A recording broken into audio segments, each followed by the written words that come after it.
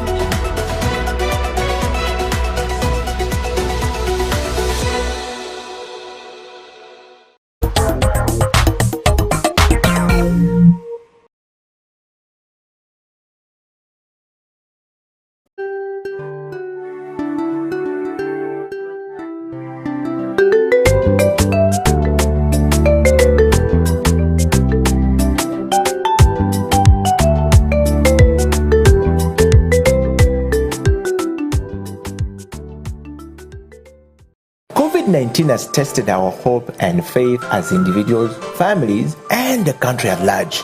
Besides destroying many aspects of our lives, the novel coronavirus has also affected our human rights in many ways. You and the Law, the COVID edition, is a 30-minute weekly television program that focuses on the impact of COVID-19 on human rights in Uganda. The program engages experts to explain the importance of rights-based approaches to the success of any public health response to ensure the respect, protection, and fulfillment of human rights amidst the challenges presented by COVID-19. You and the Law, the television program, brought to you by Legal Hub Uganda, taking the law to the last mile in proud association with I4C Africa Hub and House of Talent Television.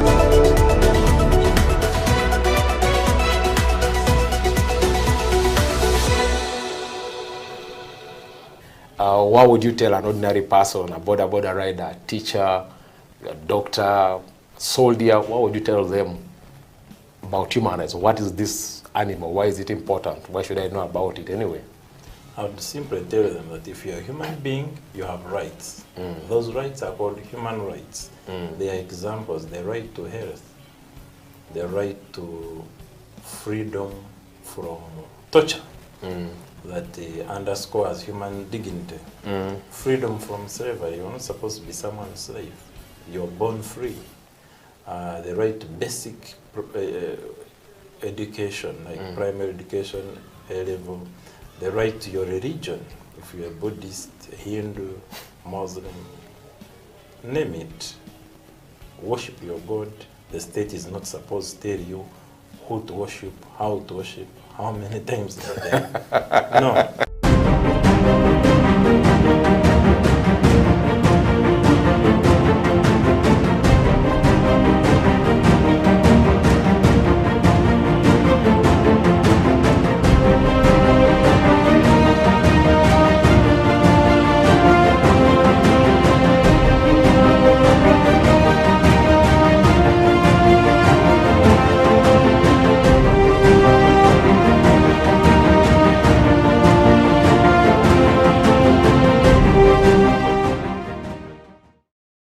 COVID-19 came and disorganized our economy, brought our health system to its knees, and along the way, affected our rights significantly. This is You and the Law, the COVID edition here on House of Talent Television. My name is Jonathan Ocho, your host. Today, we talk about COVID-19 and how it has affected our rights, our human rights that are provided for in different laws.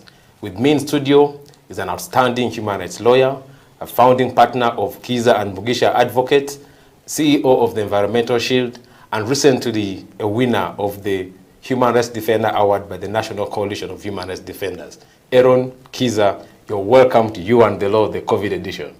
Oh, thank you, and thank you for the accolades.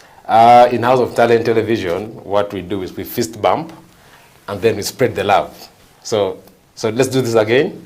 Fist bump and spread the love.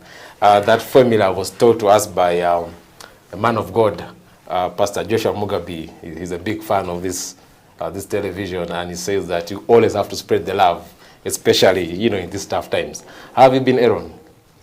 I'm well, despite COVID-19. Mm-hmm.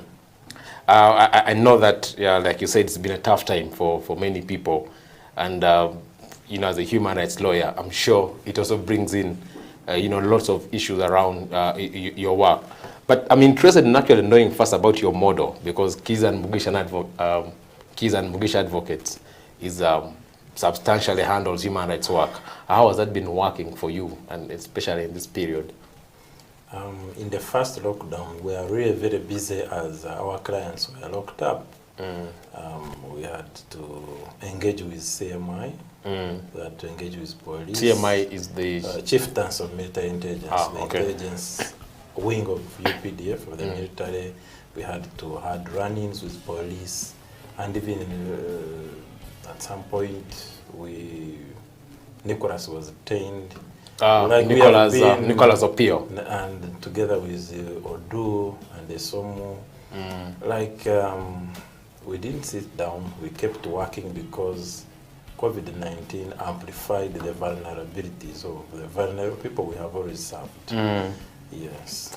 I mean, it's sad because those are some of the people who really work hard to defend our rights in Uganda, yes. and having them, locked down in this period, should be a sad trajectory for our human rights as a country. It highlighted the struggles of human rights defenders in Uganda and the risks that they face by the very virtue of defending rights. We become a target of anti-rights people in Uganda. Yes. Well, I'm happy that you're here and you could, make it to House of Talent Television. So you talked about human rights defenders, and that sort of brings me to, first conversation around understanding, unpacking this animal called human rights. What would you tell an ordinary person, a border rider, a teacher, a doctor, soldier? What would you tell them about human rights? What is this animal? Why is it important? Why should I know about it anyway? I would simply tell them that if you're a human being, you have rights. Those rights are called human rights. They are examples: the right to health, the right to freedom from torture, that underscores human dignity. Freedom from slavery. You're not supposed to be someone's slave. You're born free. The right to basic education, like primary education, A-level. The right to your religion, if you're a Buddhist, Hindu, Muslim, name it. Worship your God. The state is not supposed to tell you who to worship, how many times a day. No, you have a right to work. The right to work, you have freedom of association. So let's Bobby Wine, Robert Mao, just like Museveni, should be free to organize political parties, political activities, and persuade Ugandans that each of them is the best candidate on a level field. But we could also associate in football clubs. We could associate. I know Ugandans are good with yes, European football, especially. Yes, so we can fight over money and Arsenal. AC Villa and Express. And Express, and we form associations around those, that passion, but we could also be associating over neither football nor politics. It could be economy in cooperatives. So there are many ways of associating, and it's your right to associate, or even not to associate. You shouldn't be conscripted into a group that you're not very keen on, comfortable about. And you have a right to freedom of movement. Yes, to enter Uganda, to leave it. You may need a passport for some countries, a visa even for others, a national ID if you're just going within the region. Within the region. You have also personal liberty to move within the country, to move without restraint. Because now when you're restrained, when the police says you're under arrest, then that's arrest. That's detention. Yeah. So now talking about rights, so where do these rights come from? Because I think you're explaining the ideas, but then where are they rooted? If I say you're violating my right to X, Y, Z, where do I refer to? Do I just imagine it in my head, or is there some sort of framework in place? Philosophically, they root in the very idea that you're a human being. They are inherent. But legally, they are spelled out in the national constitution. And the supremo, which is the supreme law of the land, and there are a cluster of other laws that supplement the constitution to ensure that you have procedures on how to go about your rights. The Children's Act, the Human Rights Enforcement Act, the Environment Act, and other laws that come after that. So that then there are court decisions that also clarify and interpret those rights. So the freedom of religion was talked about, judicial review, access to remedy, Father Mugisha. So there are many court decisions that have pronounced themselves affirming freedom of expression. Like Onyango Bo is a famous case. Onyango banned Andrew Mwenda when the state was harassing them over their speeches, journalistic work. So courts' decisions, the Constitution of Uganda, and other laws are the legal framework for human rights in Uganda. Okay. And then slightly out of Uganda, is there a framework within the region, Africa, East Africa? At the East African level, we have the Treaty for the Establishment of the East African Community, which talks of rule of law, of good governance, of accountability, of democracy, and even respect for universal human rights. And the broader African continent-wide, we have the African Charter on Human and People's Rights.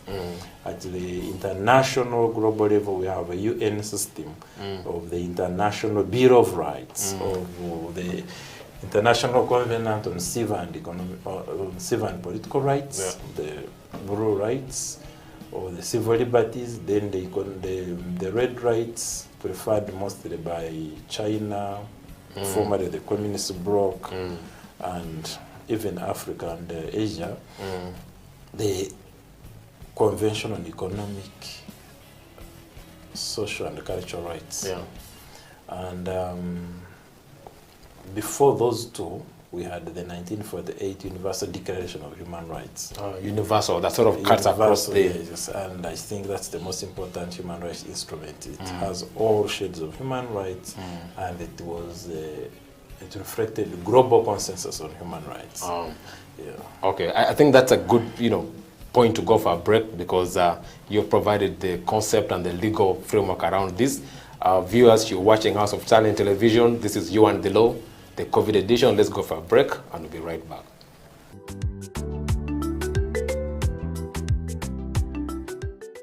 When it comes to the law, we basically live the law. you know, on a day-to-day basis, you know. Whether it is in your bedroom, there is a law that governs it. If you're married, for example, even if you're single, there could be something touching on the law, because you might be in your bedroom with an underage girl, or you might be with another person's wife, you know. All the things are the law, you know. If you're a human being, you have rights. Those rights are called human rights. They are examples: the right to health, the right to freedom from torture, that underscores human dignity. Freedom from slavery. You're not supposed to be someone's slave. If you look at our penal code, it sets out another marriage laws. It sets out the persons who can marry and those who cannot marry, right? For example, you can't marry your close relatives. You know, if you did, you'd be committing a crime.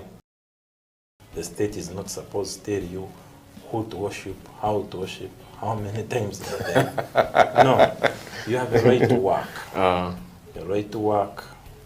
You have freedom of association.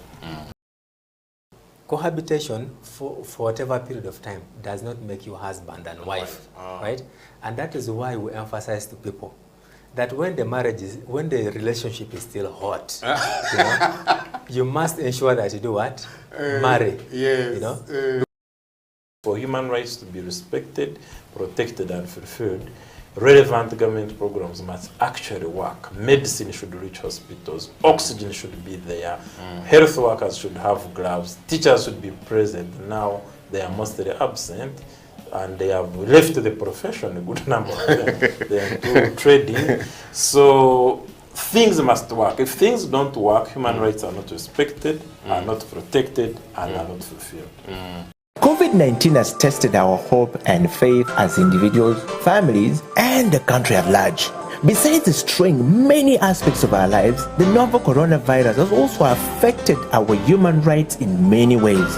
You and the Law, the COVID edition, is a 30-minute weekly television program that focuses on the impact of COVID-19 on human rights in Uganda. The program engages experts to explain the importance of rights-based approaches to the success of any public health response to ensure the respect, protection, and fulfillment of human rights amidst the challenges presented by COVID-19. You and the Law, the television program, brought to you by Legal Hub Uganda, taking the law to the last mile in proud association with I4C Africa Hub and House of Talent Television.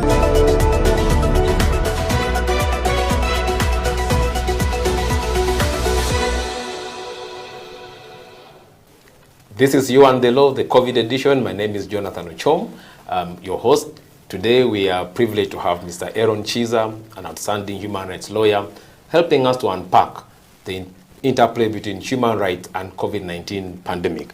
So Eron, we're still at the level of discussing these rights. And you kept mentioning the state, you mentioned state organs like the CMI.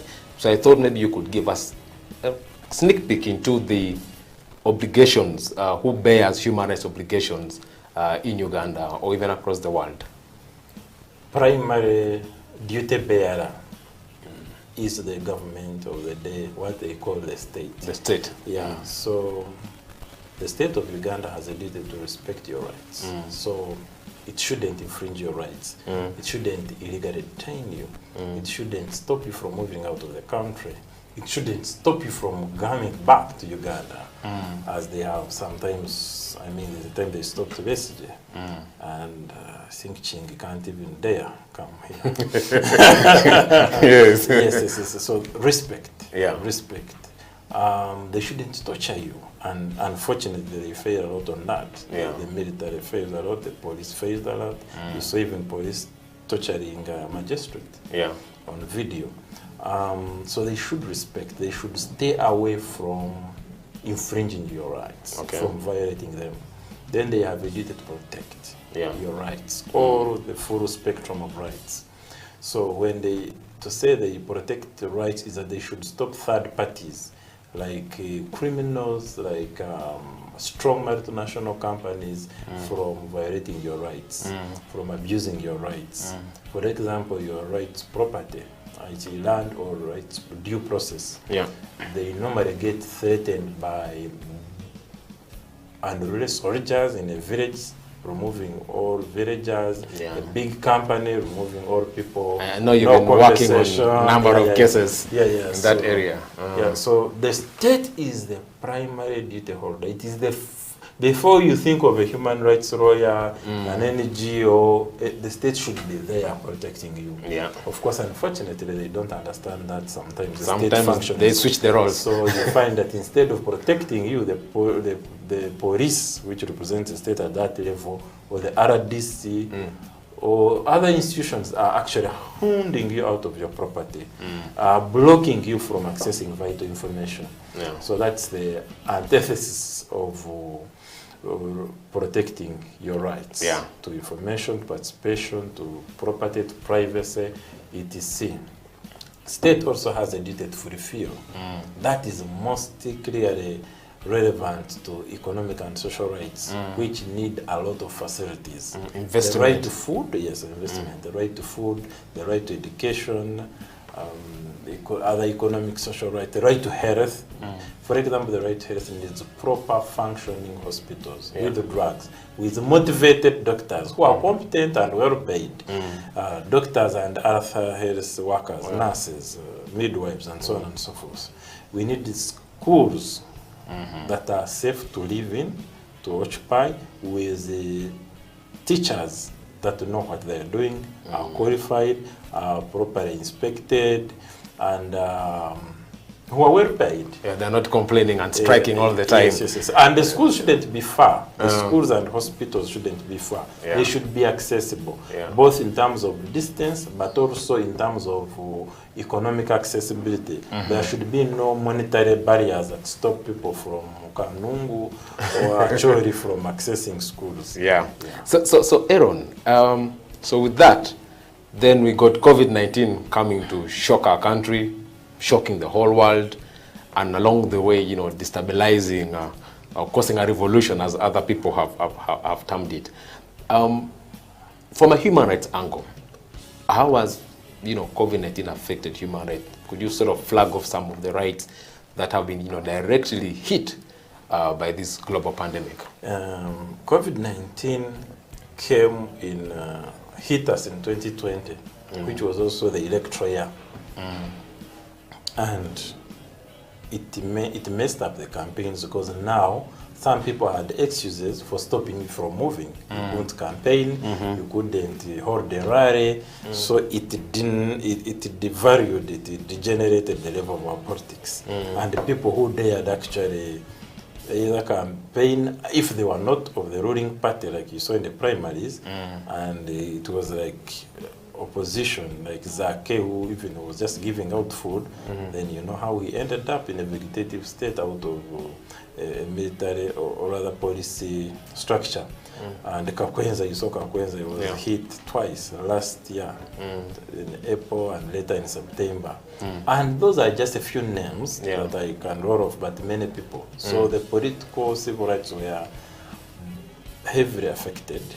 The economic and social rights were compromised because the state, first of all, had no ability to fulfill its duty of fulfilling human rights, of promoting them, and it didn't even respect them, because people couldn't eat, many died, people couldn't, significant numbers couldn't access hospital facilities, and of course, to date, people haven't gone back to school. But there is a third level of human rights, of collective rights, like environmental rights. So that was also greatly compromised, because whether it is Bugoma, Semuliki, forests are going. And the tempo of the foresters increased during COVID because there was no watchful eye. Institutions like the previous NEMA officer said they couldn't do public hearings over Bugoma because of COVID. So people got many excuses for violating rights. And of course, justice was hampered, courts closed. There was little access to justice. And lawyers were not essential workers. Lawyers were not essential workers, neither were any other HRDs. So this whole system for facilitating human rights remedies, participation and accountability was jeopardized by COVID-19.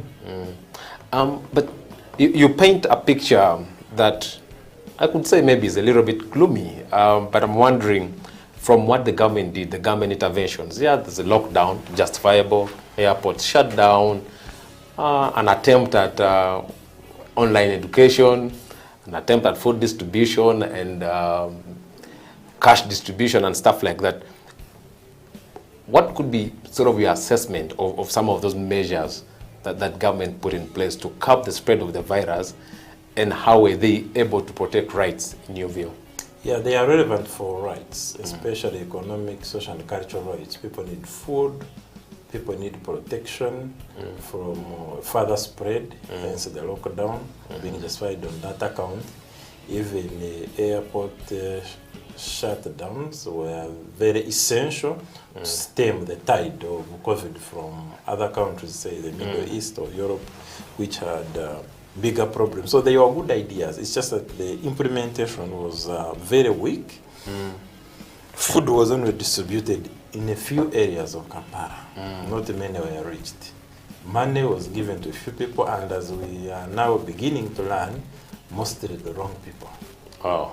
Well, if they are Ugandans, can they be wrong? That's another question. But the thing is that the ideal targets, the vulnerable people, the most vulnerable, in Kasese, the best minority didn't get money. And the other, even in your area, you just need to call and they will tell you, no, we are still waiting for the Nabanja money, and it's not coming. And of course, unfortunately, it is thought as a government gift. It's a government duty. Government needs to do that for it to continue being government. If it doesn't, it stops. Yeah. I also know that from the aspect of the law, there was an attempt at e-justice. I think I saw some videos of people appearing in court through video link. Yeah, there was an attempt, and I am happy you call them attempts because they just barely scratched the surface. The justice system, like some other systems, substantially shut down. And the video conferencing for criminal cases is very limited. It will tell you Uganda Road and maybe anti-corruption. Even then you had to book it. Those e-systems were problematic prior to the pandemic. Within the pandemic, they were completely overwhelmed. So you still have political detainees who are still in prison to this date. Yeah, whether it is Nook or someone who tried to flog Museveni's effigy, there are many people. Yeah, so it was a good idea, but it didn't work. But it didn't work, and much of these are guarantees under the law and everything. So those are negations to fundamental human rights. The failure of good government programs to be implemented, because for human rights to be respected, protected and fulfilled, relevant government programs must actually work. Medicine should reach hospitals, oxygen should be there, health workers should have gloves, teachers should be present. Now they are mostly absent, and they have left the profession, a good number of them. They are into trading. So things must work. If things don't work, human rights are not respected, are not protected, and are not fulfilled. So overall, you could say... The performance was dismal, 10%. Isn't that... I'm being generous. With 10%? Yes. Because if you only give food to a few people in Kawempe, only in Kampala, a few sporadic out people. of about 42 so million. I'm generous with the 10% score. I'm only trying to make sure that I reach home. But at least you appreciate the initiative. Yes, very much. The principle. The ideas are very good. It's a good thing to give people food. We need food because we are not working. So we need to be fed. We need money to feed, because we need data and so on to communicate, because that's more important now, because we can't physically visit people we love. We need to give them phone calls, we need to text them. We need to work. And hopefully you are testing people in the outside not wrong people. Yes. And we need to work. The internet is very much instrumental. It's the new office. The new office, people really have there's a big economy on the internet, and it enables people to work even internationally. People have been attending meetings. The good side, the flip side of COVID is that it has heightened the importance of virtual space, virtual work, of virtual jobs. Yes. Okay. Viewers, you're watching You and the Law, the COVID edition. My name is Jonathan Ochom, your host. And today we're hosting Eron Kiiza from Kiiza and Mugisha Advocates, a top human rights practice law firm in Uganda. Let's go for a break. We'll be right back.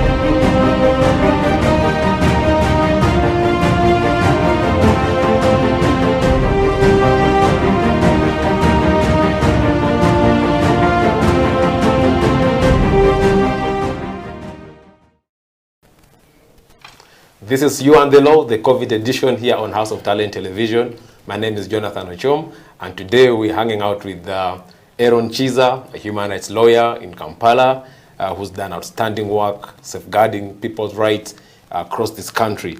And today we're discussing COVID-19 and how it has affected our human rights in this country. Eron, before we went for a break, we're talking about government interventions. You even attempted to give a score sheet. I don't know based on what parameters, perhaps the obligations that you explained at the start of the show. But we need to now sort of move forward and think about that next 5-10 years, we could be perhaps in a similar situation. What does it look for the country? How do we protect human rights? Because, I mean, these are extraordinary times. And we don't know what will hit us next. Could be a tsunami, could be another pandemic and stuff like that. But perhaps before we go into that aspect of recommendation, we could think about the lessons. So looking at COVID-19 now and how it has disrupted our lives, disrupted our rights, what do you think government of Uganda can learn? Because I remember at the start of the pandemic, they said, we've already handled Ebola before. We handled cholera before. I don't know if there was any learning applied in the COVID response, but then we could think about, we have a chance now to prepare for the future. And what sort of would you flag? Assume tomorrow you're the Minister of Health and you're at the forefront of this conversation. What lesson do you think we can pick from a response to COVID-19, especially in the angle of protecting rights? A major right on war. You could first say amen to my prophecy that could be the next Minister of Health. Yeah, glory be to God. I look forward to that moment. So a major right on war said that in times of peace, prepare for war. Yes. So you don't need to wait for a pandemic to wait for a pandemic. We have had a ministry for disaster that's more disastrous than pandemics. That basically does nothing to prepare us. They distribute food during, not even landslides found them already in just one localized area. So we need to have to be foresighted to know that health systems should work all times, and when they are working and the pandemic comes, they will be stressed, but they will not be run down. You get me? We also need to know that the human rights do not frustrate service provision or COVID responses or pandemic responses.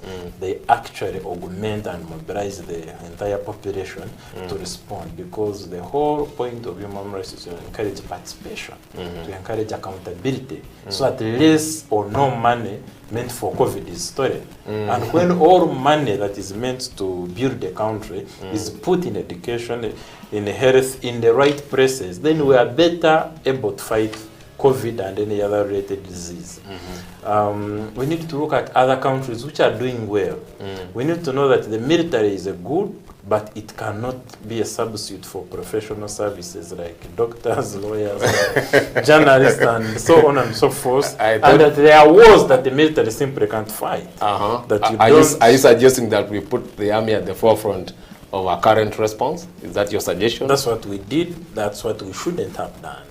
The military cannot help you to fight a virus that is fighting inside the bodies, including of soldiers.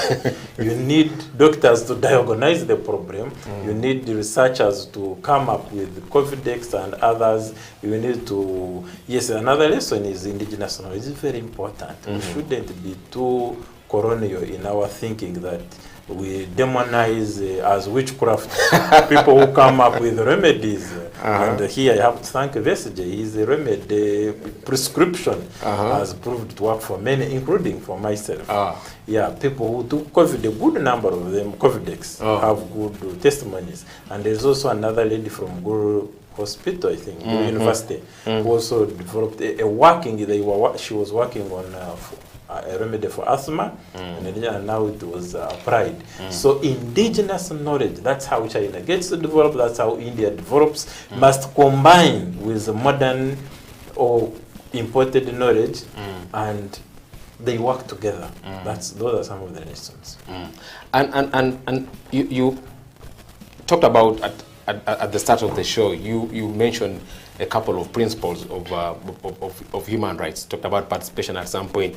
And I'm wondering, if we're talking about fighting another pandemic or learning from this, how have those principles been utilized in the current response against COVID?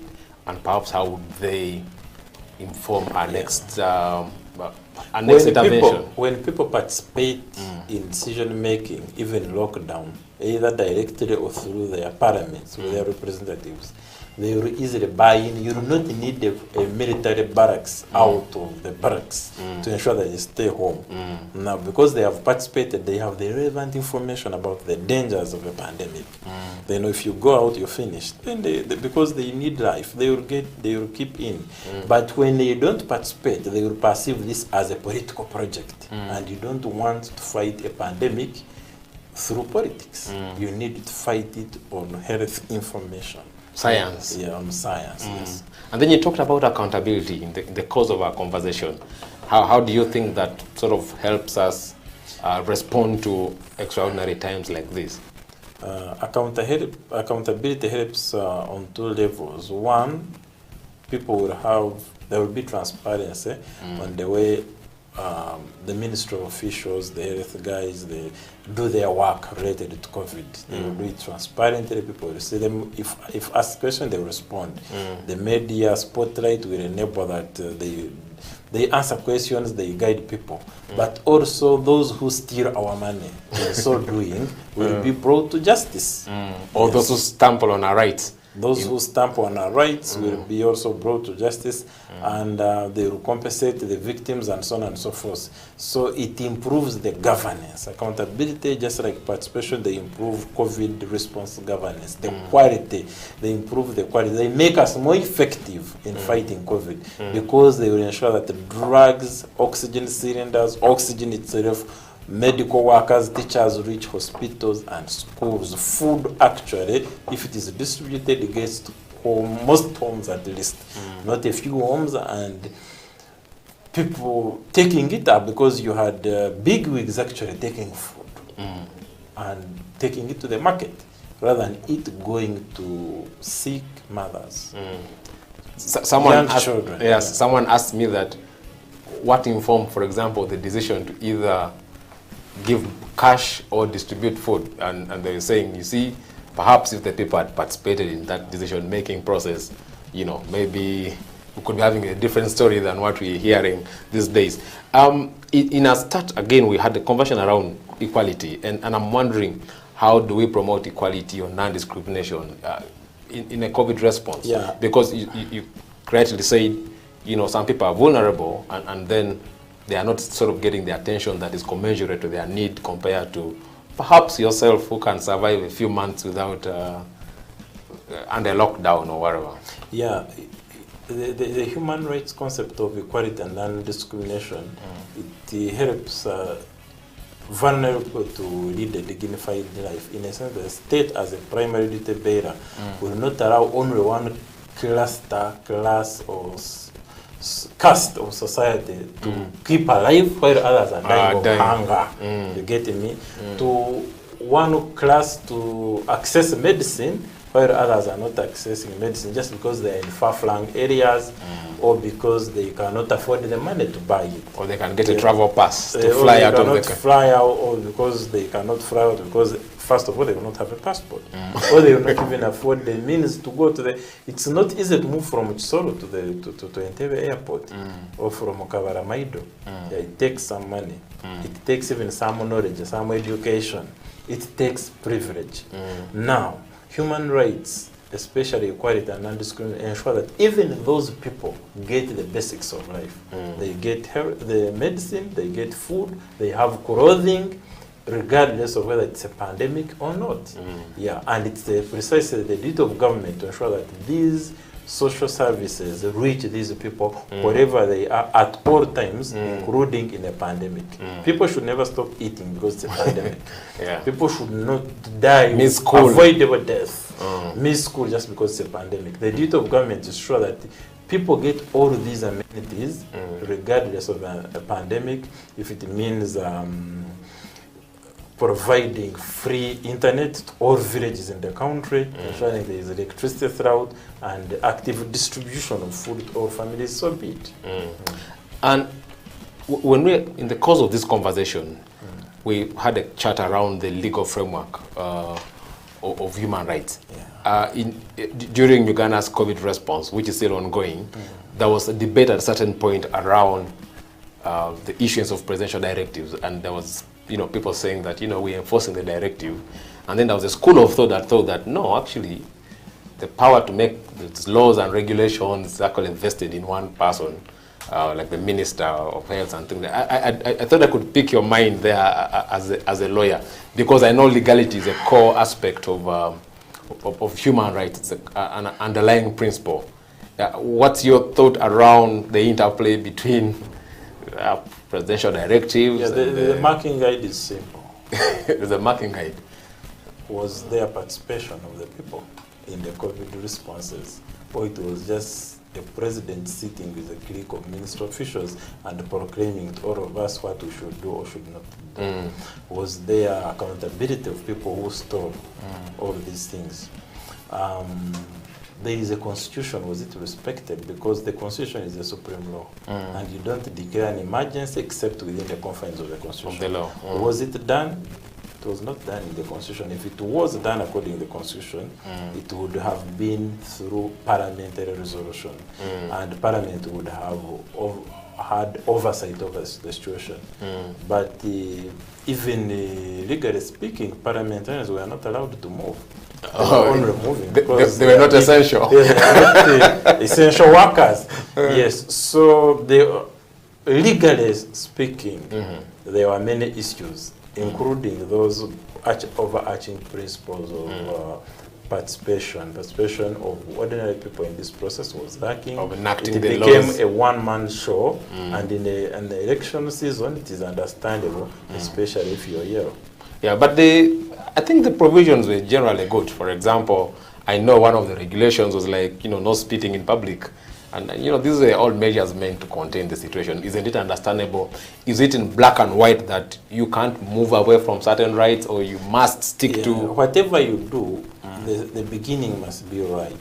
Yeah, so if you use a colonial religious law in the preference of our constitution, which you made yesterday, 95, there is a problem from there. As for spitting in public, it's unfortunate you even need a new law. Because, it's a basic ethical issue that spitting in public, you are nauseating other people, and you could cause a spread of not just COVID-19, but these other airborne diseases. People could be losing their appetite because they are seeing you. Yeah. And Eron, back to your core work, as a human rights defender. How do you see, how should actors like yourself prepare to deal with the pandemic in future as we come to the end of this show? At a personal level, I think we need to learn to be forced to save. We have to cut on our appetite for expenditure and what we spend on, and just be a little more frugal, and also to know that the times have changed. COVID is upon us. We don't know when it is going to come to an end, but we need to be there to see it end. All right. Yeah. What a powerful way to end the show. Viewers, you've been watching House of Talent Television. This is You and the Law, the COVID edition. It's been me, your host, Jonathan Ochom, alongside our guest, Eron Kiiza from Kiiza and Mugisha Advocate. Thank you so much for listening, and we look forward to the next episode. I'll be discussing yet another human right, specifically identifying various rights that have been hit by this pandemic and how we can maneuver through them. Until then, see you.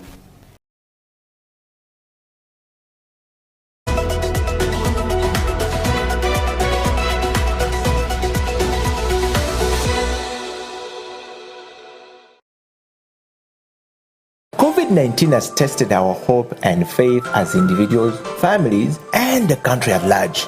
Besides destroying many aspects of our lives, the novel coronavirus has also affected our human rights in many ways.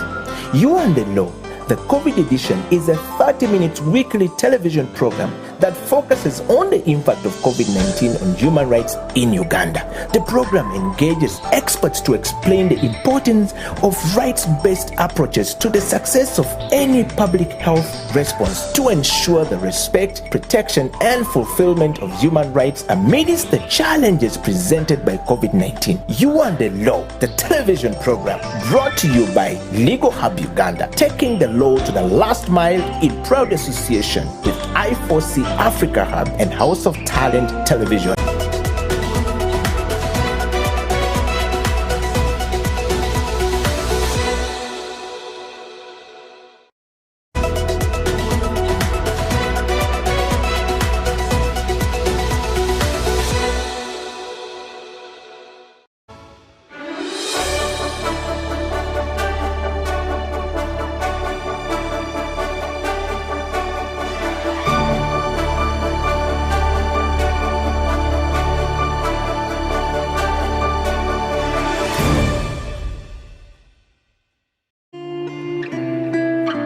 People at the moment are struggling to understand the older generation because times have changed. Technology has come in. They've moved on. Yes. We're the ones sitting back and wondering, what is my child on to? TikTok has surpassed WhatsApp. The other one I call, I never call it Facebook, it's Bookface. Why are you on Bookface? Dad, it's Facebook. Yes.